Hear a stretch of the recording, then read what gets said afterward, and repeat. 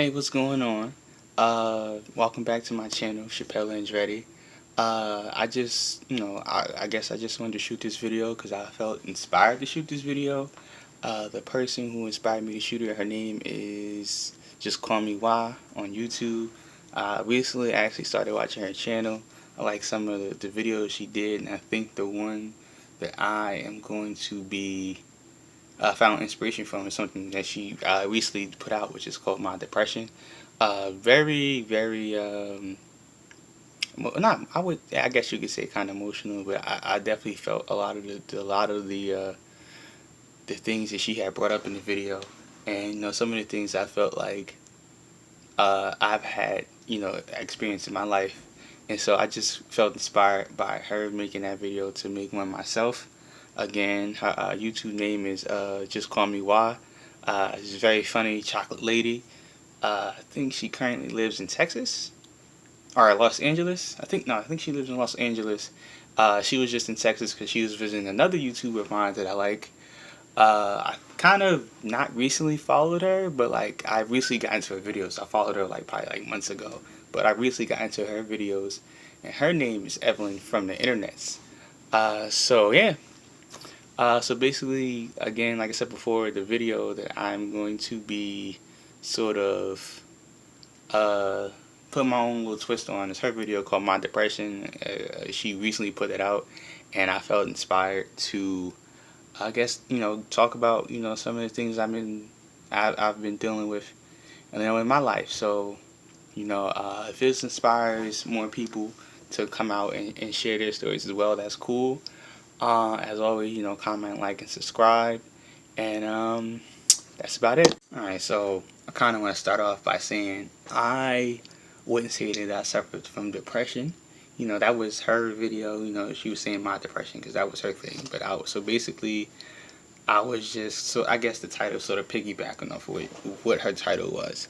But I would say that I am somebody who has definitely had long periods of suffering from low self-esteem. I still have periods where I have low self-esteem, and it just sort of it has affected different parts of my life to where I don't feel like I could do certain things, or I have certain anxieties, or develop certain social anxieties that I've had. So basically, I'm not going to be talking about how I feel that I suffer from depression. So basically this video is just going to be talking about how uh, I would say that I have low self-esteem and how that's affected my life, and what I've noticed, you know, um, what those things have led to, and what they stem from and stuff like that. Alright, so I guess the first part, we talking about self-esteem, low self-esteem, stuff like that. So basically, me having low self-esteem, so I would sort of say that it also equated to me not feeling like I had any worth. I was feeling kind of worthless, or also was feeling like unworthy. Me having that so at low self-esteem due to I guess me kind of being bullied for my skin tone and for my physical features that I couldn't control when I was younger. It caused me to be an introvert, especially since we moved around a lot and I didn't really get the chance to really know people and make those friend connections like other people did. So yeah, like I said before, it caused me to be an introvert. A lot of people, well, I feel like a lot of comedians sort of took that sort of pain, became great comedians. For me, it just caused me to be to myself. Um, I don't know, with kids being mean and me being picked on for various reasons. It just made me not really want to deal with people and not really see myself in a positive light. I still deal with that today, the way I don't really see myself in a positive light too often. But I learned to deal with it a whole lot better than I have in the past. So I don't let it affect me as much, but it definitely is a big part of who I am, and it definitely is something that rears its ugly head time and time again. So a lot of times I might not do things because uh, just me having low self-esteem. I don't feel that I can do them, and I try to tell myself that I can do anything. I'm starting to believe I can do anything, you know, and I see it when I do stuff and things break out for me. But that is a big roadblock for me, is me having that low self-esteem, and it leads to me being upset or depressed with how, you know, my life is turning out and how my life is going. So I try to combat that, you know, as often as possible. But I definitely would feel that me having been through the things that I've been through when I was younger, with the people that I went through those things with, caused me to, you know, start off on a path of having periods of being depressed, and me having periods of having low self-esteem and not thinking highly of myself. So, and like I said, I try to work through them, you know, today, and I'm a lot better at it. But when I was younger, I would say that I was a lot sadder, you know, than I am now. This also led to me feeling a lot of loneliness when I was younger, and I still feel lonely now. And it's just, you know, me being picked on, me being bullied, me being a new person. Like I said, me not really having too many friends, me being an introverted person, I often felt alone in the world, or felt like I didn't have that friend or those people that I could talk to about my feelings.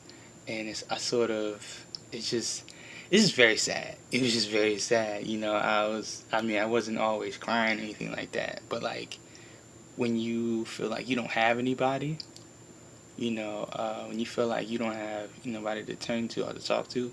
I mean, your parents are always going to be there, but I mean, like, as far as in your peer group, you feel like that you can't make any friends, that nobody likes you, nobody, you know, feels like you're ugly, and, you know, everybody thinks that you're weird, nobody really wants to associate with you, like, everything you could possibly think of. When you're experiencing that when you're young, it definitely shapes who you're going to be as an adult. You know, it's definitely going to make or break you. And I would say that it has definitely made me the person I am today. I still have times where I don't think highly of myself. I still have times where I notice like big feeling, like great feelings of loneliness, and I feel like I'm never gonna find anybody. You know, I'm never gonna find those people, my people, that I feel like gonna get me and are going to, you know, that's basically what it is. I just, you know, just basically get me. I'm just gonna be alone, and it's a sad thing to feel, but it's just like, growing up and you always being the outcast, you know, that's sort of what you take into, you know, your adult life. You know, especially if you feel like if you see things aren't really changing too much, you know, you sort of, you know, see the same things happening. You move around, the same thing keeps happening. It's sort of like, well, dang, like I don't fit in anywhere, you know. And so, that's another part of it that I wanted to address.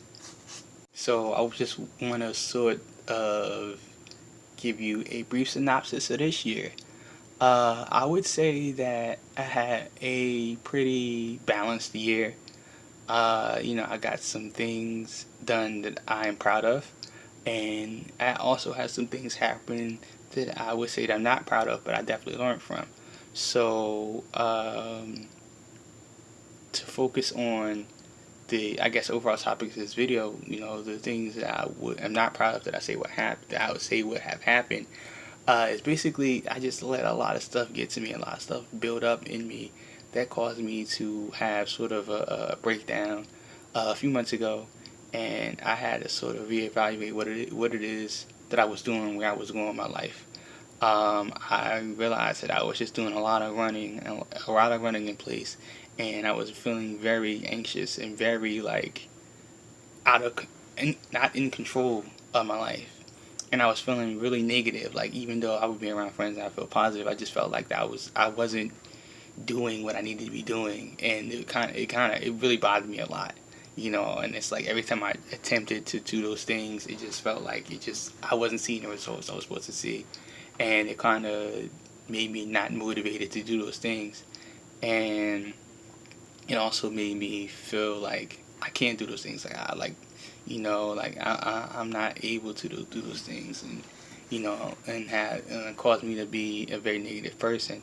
And then, like I said before, it built it. I allowed uh, all these negative thoughts and negative feelings build up to the point that I felt like I couldn't take it anymore. I had a breakdown. And then after that, and I would say me trying to grow from that and try to learn from that, I had a couple of thoughts of just, not being here anymore. And one recently, I'll not say recently, but like I guess you could say within the past year, since I've gotten my life insurance policy, uh, I've said to myself that I can't do that, because my people who would have to um, basically make my funeral arrangements, they wouldn't have the money to do it because life insurance policy states for the first 2 years that you can't commit suicide, or they don't get any money. So it's, even though it's a bad way to think about it, that is a big reason why I'm still like I can't, because that would be me putting the people who care about me further in debt, and that's not what I want for them. I don't want them to be in debt. I want them to be able to uh, be happy, basically. And I don't think that I'd be making them or anybody else happy by doing that to myself, and then effectively doing that to others. And then, but prior to me having life insurance, I feel like one of the things that kept me going, that kept me saying like, I can't do this, is just how would my family feel, my immediate family feel if I did this. You know, I took their feelings in consideration. I'm like, I can't do this, and then it's just like, I mean, even though at those low points in my life, I felt like it'd just be easier to just let go and just do something, so that way I didn't have to deal with the pressures and the negativity that I was dealing with at those times. I was like, I gotta tough it out, for them. I have to get through whatever it is that's going on right now for them, because it's unfair to them for me to just give up like that, and not allow them to, the people who do care about me, the few people that do care about me as far as my family, not allow them to be able to be in my company, or not allowing myself to be in their company anymore because of that. Also had a friend of mine who years ago committed suicide, and I feel like that is something that I don't really want to talk about too much. With other people. I mean, I'm talking about it now, but I mean, like, it's for a while. It's not something I want to talk about because they passed away, and that was kind of traumatic for a lot of people. Me included. Like, that was the first time I ever dealt with somebody who committed suicide, and I just seen the effect that it had. Like, I seen firsthand the effect that it had on everybody, and it was just like, I don't want to put anybody that I care about through that. So even though I have had thoughts in the past, and I still have thoughts on and off about it, and I've gotten to the point to where me being depressed and me being having that low self esteem, to where I'm trying to figure out different ways of me doing it. I don't feel like I can ever go through it because of the just all the strife and the pain that I'll be putting the people who care about me the most through. So what I will say is that I felt that when I was younger, that when I turned 21, just based off of how I would see basically the stories that I was hearing about other people, and and the things like that, other people that turned 21 and I became old enough to drink alcohol legally, that I was going to be somewhat of a drunk, or use alcohol as a coping mechanism to deal with the pain that I was dealing with, and I still am dealing with, because I just seen that it made the people who drunk it numb. I mean, of course, they weren't doing anything with their lives, and they were in a negative spiral basically. But for those brief moments in time, I seen that they didn't have to deal with the pain that they were suffering from, and I felt that that was a good feeling to have, even when I did start drinking, and I legally, even illegally when I was a little younger, but when I was able to start drinking, to be able to just escape your mind and be able to just escape the real life, and just be able to just not care so much and be okay, and have those thoughts sort of like go to the background, and you just sort of just be all right. It's sort of like, me finally having that friend that I've always wanted. Me finally being okay and not feeling alone. And that's dangerous, because you get hooked on that and you feel like that's all you need, and that's not all you need. You need way more than that. And so that's something that I do in moderation, as far, especially when I'm feeling down. I don't usually try to drink my pain away. I usually try to talk about it, but I know that the temptation is there, the taste for it is there, the taste for it is definitely there.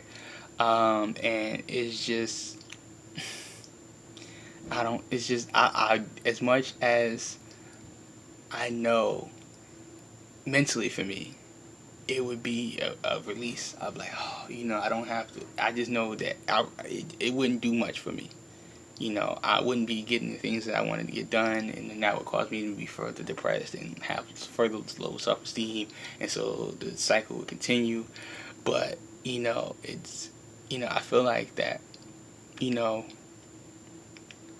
for me, it'd be very easy to get into, uh, you know, if something really, really traumatic were to happen to me, because I already am dealing with this, whatever level of stress that I have now, and like, so as much as I try not to, I use it as a coping mechanism. Sometimes I do. I'm not gonna lie, sometimes I do, and it helps sometimes, but understanding that, this is what's going on, and, not always referring to that, or not always using that as a crutch, is better than you just being like, fuck it.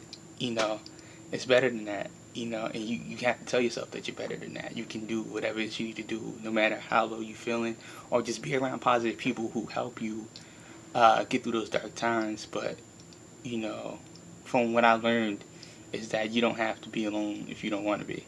Even though I might feel that way, or you might feel that way, you don't have to be alone if you don't want to be. There's always going to be somebody there that's going to be willing to talk to you.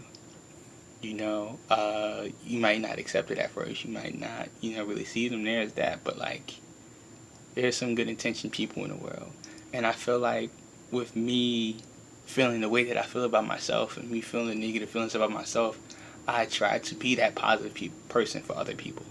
You know, uh, I know a lot of stories about a lot of people, and they give me their worst. They give me their worst. They give me some horror stories, stuff like that, and I try to tell them, I'm here for you and stuff like that. And I feel like, because I understand where they're coming from, I'm able to do that. And I don't want those people to feel the same way that I feel on occasion. And that's basically how I feel about that. So, what I would say, through it all, that I've had a support system, through all this, somewhat. I've had, my immediate family be there for me. And, I might sometimes, or other people might sometimes feel like that's not enough of you having your family. But, I mean, if you can count on them, you can count on them. It's a start. But yeah, I've always had that support system of my family, my mom, my dad, my brother, and things of that nature. Even, some close friends and stuff like that.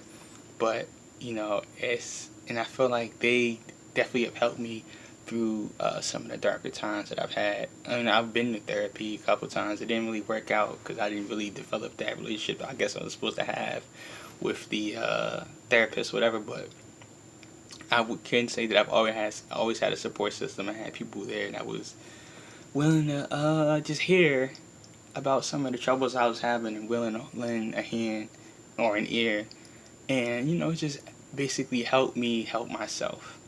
I don't really ask for it too often, but when I really, really, really get to that point to where I'm down, uh, there's usually at least one person who is willing to hear me out and try to help me out. But I mean, I guess that would be the end of my story. I might make another one. Depends. I don't know, but I guess this is just the gist of it. There's definitely gonna be more stories and the details about some of the lower part of the points in my life, and I guess those would be story times. But this is just a sort of uh, a catch-all sort of thing, and sort of describing, you know, sort of the how I felt growing up and how that affected me, how certain negative aspects of my life has affected me, becoming the adult I am now, and how I perceive life and how I feel about myself. Basically, I feel a lot better about myself than I did before, but I still know that there is I'm not there yet. I'm not completely happy, and I'm not gonna. It's certain thoughts that I feel like that are not going to just go away. Thanks for watching the video. I hope you enjoyed it, or I hope you found inspiration through this, and I hope this help you understand me a little bit better. Again, shout out to Just Call Me Wah, for the inspiration. She definitely has a lot more videos you guys should definitely check out when you get the chance. She probably won't see this, and if she does, thank you for watching as well. Thanks for your inspiration. But as always, I'll see you somewhere out there.